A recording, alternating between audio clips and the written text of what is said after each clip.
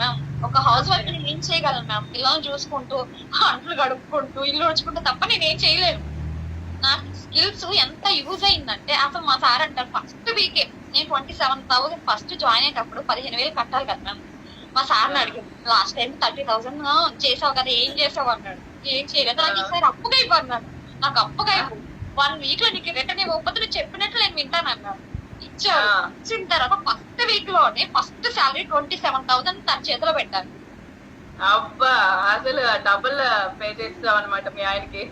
అది చేసిన తర్వాత సరే నాకు కూడా నేర్పిస్తావా నేను కూడా చేసుకుంటాను అనేసారు.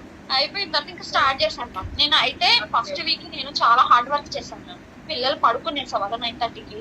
నేను నైట్ 12 దాకా కూర్చున్న రోజులు మ్యామ్. కానీ ఫస్ట్ 10 days చాలా కష్టపడ్డాను నేను.